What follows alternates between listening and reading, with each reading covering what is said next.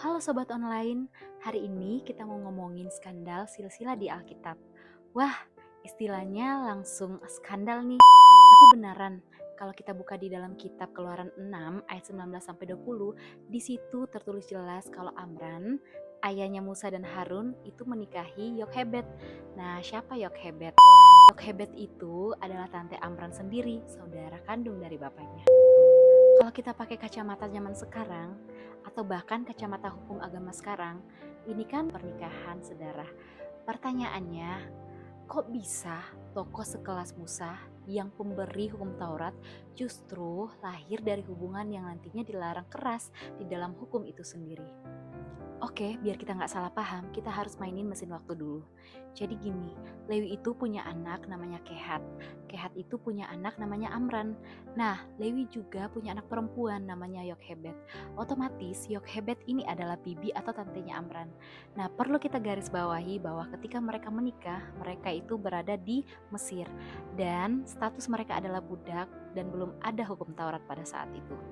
Dalam masa pembuangan bayi, Musa lahir dan diselamatkan di Sungai Nil dan dibesarkan di dalam istana Firaun sebagai pangeran. 80 tahun kemudian, Musa memimpin bangsa Israel keluar dari tanah perbudakan Mesir menuju tanah perjanjian setelah melewati peristiwa 10 Tula. Dan hukum Taurat diberikan di Gunung Sinai kepada Musa, termasuk di dalam Imamat 18 ayat 12 yang secara spesifik baru melarang pernikahan dengan tante atau bibi. Jadi pas Amran nikah sama Yokhebed, larangan di Imamat 18 ayat 12 itu belum ada. Berarti secara hukum pada saat itu Amran tidak melakukan kriminalitas spiritual atau dosa yang melanggar hukum.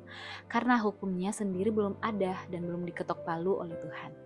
Paulus bahkan pernah nulis prinsip ini di dalam Roma 5 ayat 13 yang berbunyi, sebab sebelum hukum Taurat ada, telah ada dosa di dunia, tetapi dosa itu tidak diperhitungkan kalau tidak ada hukum Taurat. Jadi, secara legalitas zaman itu, pernikahan mereka sah-sah saja untuk menjaga kemurnian garis keturunan suku Lewi di tanah asing. Tapi sekarang gini, bayangin kamu jadi Musa. Kamu lagi di atas gunung Sinai dan Tuhan sedang mendiktekan hukum-hukum kesuciannya. Terus sampai di bab pernikahan, Tuhan bilang, Musa, tulis ini, jangan nikahi tantemu. Apa kamu gak batin gitu? Pasti kita kan ngomong, Tuhan, tapi kan orang tua saya. Kebayang ya kecanggungan emosional Musa. Tapi disinilah keindahan teologinya. Kenapa Tuhan justru memakai Musa, anak dari pernikahan yang nantinya dilarang, untuk menyampaikan hukum itu? Nah, ada 3 alasan besar yang menunjukkan kedaulatan Tuhan. Yang pertama, Tuhan tidak terikat oleh keterbatasan manusia. Tuhan memilih seseorang bukan berdasarkan latar belakang keluarganya yang sempurna tanpa celah, melainkan berdasarkan ketaatan secara individu.